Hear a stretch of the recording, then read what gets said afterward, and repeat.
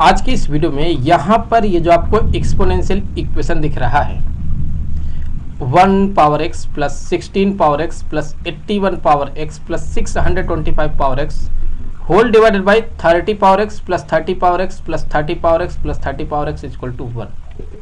हमें इस exponential equation को सॉल्व करना है और सॉल्व करके जो है यहाँ पर हमें x का वैल्यू पता करना है। देखिए यहाँ पर जो है हमें x का रियल सॉल्यूशन पता करना है।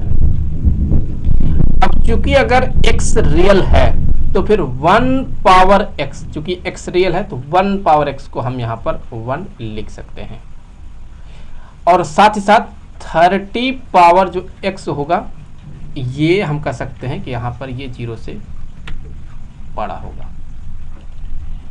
तो ऐसे केस में अगर आप यहाँ पर देखें ये जो न्यूमरेटर में दिख रहा है तो इसको हम वैसे लिख लेते हैं।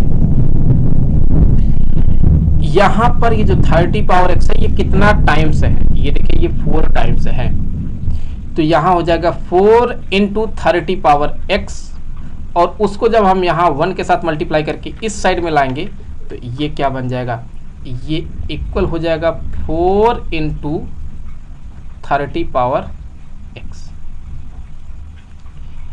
तो इससे आगे देखिए 1 पावर x ये तो 1 है प्लस 16 पावर x इसे लिख सकते हैं हम 2 का पावर 4 होल पावर यहाँ पर x प्लस इसे लिख सकते हैं हम 3 का power 4 whole power x plus इसे क्या लिख सकते हैं, देखिए इसे लिख सकते हैं हम 5 का power 4 whole power x equal to ये 4 इंटू में 2 इंटू 3 इंटू 5, ये किसके जगह पर लिखा है, ये 30 की जगह पर लिखा और होल पावर यहाँ पर x कर दिया हमने।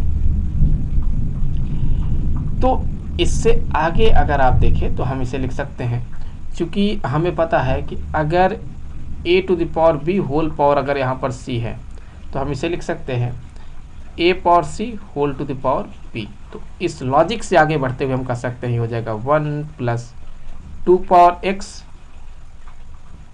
Whole power 4 plus 3 power x whole power 4 plus 5 power x whole power 4 equal to ये हो जाएगा 4 into 2 power x into 3 power x into 5 power x। यहां सिंपल इक्वेशन बनाने के लिए हम ये कंसीडर कर लेते हैं, लेट ये जो 2 पावर x है ये मान लिया यहां पर ये a के इक्वल है, ये जो 3 पावर x है ये मान लिया ये b के इक्वल है और ये जो 5 पावर x है ये मान लिया ये c के इक्वल है। तो क्या बन जाएगा यहाँ से 1 plus a power 4 plus b power 4 plus c power 4 हो गया, ये इक्वल टू यहाँ हो जाएगा 4 into a into b into c। तो यहाँ से हम इसे लिख सकते हैं a power 4 plus b power 4 plus c power 4 plus 1 equal to यहाँ इसको अगर इस साइड लेते हैं तो ये हो जाएगा माइनस में 4 a b c equal to 0। तो ये बन जाएगा a power 4 plus b power 4 और यहाँ पर अगर देखें तो हम 2a स्क्वायर b स्क्वायर को सब्ट्रैक्ट करेंगे और ऐड भी करेंगे तो ये हो जाएगा minus 2a square b square plus में 2a square b square plus में यहाँ पर हो गया c पावर 4 प्लस में 1 और फिर यहाँ पर देखिए तो यहाँ पर हम 2c स्क्वायर को भी सब्ट्रैक्ट करेंगे और ऐड करेंगे। ऐसा हम क्यों कर रहे हैं थोड़ी देर में आपको समझ में आएगा। तो मैंने 2c स्क्वायर को सब्ट्रैक्ट किया और फिर 2c स्क्वायर को ऐड कर दिया और फिर ये माइनस में 4abc इक्वल टू हो गया 0। तो बहुत ये क्लियर दिखेगा कि ये जो दिख रहा है ये ए स्क्वायर माइनस बी स्क्वायर का होल स्क्वायर है। ए स्क्वायर माइनस बी स्क्वायर का ये क्या हो गया, होल स्क्वायर हो गया।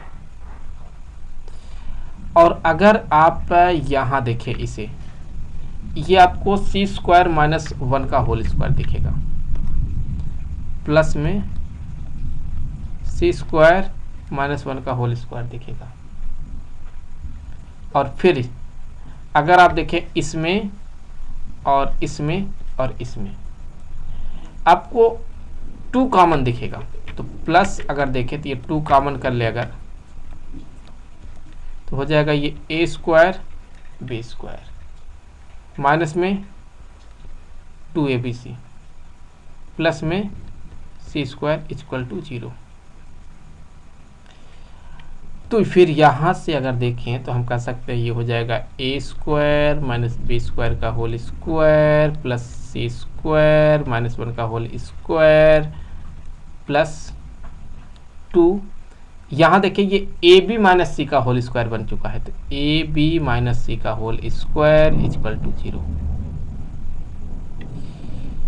तो अब यहाँ गौर से देखिए कि यहाँ इन 3 टर्म्स को ऐड किया जा रहा है तो हमें 0 मिल रहा है। और चूंकि ये तीनों में स्क्वायर है तो ये हर हाल में पॉजिटिव होगा। तो फिर यहाँ अगर इन 3 पॉजिटिव टर्म को ऐड करने पे 0 मिल रहा है तो ऑब्वियस सी बात है, हम कह सकते हैं इसे भी 0 होना होगा, इसे भी 0 होना होगा और इसे भी 0 होना होगा, तब जा करके ये इस इक्वेशन को सेटिस्फाई करेगा। तो हम कह सकते हैं कि यहाँ से कि ए स्क्वायर माइनस बी स्क्वायर ये हो गया 0 के इक्वल। उसी तरह से सी स्क्वायर माइनस 1 ये हो गया 0 के इक्वल और ए बी माइनस सी ये हो गया 0 के इक्वल। तो फिर अगर ए स्क्वायर माइनस बी स्क्वायर ये 0 के इक्वल है तो ए स्क्वायर इक्वल टू क्या हो जाएगा, बी स्क्वायर। और यहाँ देखिए ए को हमने 2 पावर एक्स माना है, बी को हमने 3 पावर एक्स माना है, तो 2 power x equal to 3 power x. अब अगर यहाँ पर 2 पावर एक्स इक्वल है 3 पावर एक्स के, तो ऐसे केस में जब x इक्वल टू 0 होगा तभी ये कंडीशन सेटिस्फाई करेगा। सो अगर x इक्वल टू 0 होगा तो ही 2 पावर x इक्वल हो पाएगा 3 पावर x के। उसी तरह से c स्क्वायर माइनस 1 के इक्वल है तो c इक्वल टू हो जाएगा 1 के, c स्क्वायर इक्वल टू हो जाएगा 1 के, तो c इक्वल हो जाएगा प्लस माइनस 1। तो यहाँ देखिए c के 2 वैल्यू मिल गए, एक तो c का वैल्यू 1 हो गया, दूसरा c का वैल्यू यहाँ पर माइनस 1 हो गया। चूंकि यहाँ पर देखिए c 5 पावर x के है और चूंकि यहाँ x रियल भी है तो इसलिए c इक्वल टू माइनस 1 ये एक्सेप्ट नहीं किया जाएगा, ये रिजेक्ट हो जाएगा। अब c इक्वल टू अगर 1 है तो c किसके इक्वल है, 5 पावर x के, तो यहाँ हो गया 5 पावर x इक्वल टू 1। तो फिर यहाँ से 5 पावर x इक्वल टू इसे लिख सकते हैं 5 पावर 0, तो x इक्वल टू 0। तो x का भी वैल्यू यहाँ पर क्या आ गया, 0। यहाँ पर अब बात करेंगे हम इस पर, a b minus c equal to 0 के इक्वल है, तो a के जगह पर 2 पावर x, b के जगह पर 3 पावर x माइनस c के जगह पर 5 पावर x इक्वल टू 0। तो 2 power x into 3 power x equal to हो गया 5 पावर x, तो हो गया 6 power x equal to 5 power x। तो अब यहाँ पर जो है ये तभी इक्वेशन को सेटिस्फाई कर पाएगा जब यहाँ पर भी x 0 के इक्वल होगा। तो फाइनली हमें यहाँ x का वैल्यू 0 ही मिल रहा है। तो इस तरह से यहाँ पर हमने सॉल्व किया तो हमें x का वैल्यू 0 मिला है। अगर आप वेरीफाई करना चाहते हैं तो आप कर सकते हैं। अगर आप यहाँ x के जगह पर 0 पुट करते हैं और सॉल्व करते हैं, आप पाएंगे कि लेफ्ट हैंड साइड बराबर होगा राइट हैंड साइड के। मुझे उम्मीद है कि वीडियो आपके लिए काफ़ी हेल्पफुल रहा होगा। मिलेंगे आपसे अगले वीडियो में किसी दूसरे क्वेश्चन के साथ, तब तक के लिए खुश रहें। Good bye.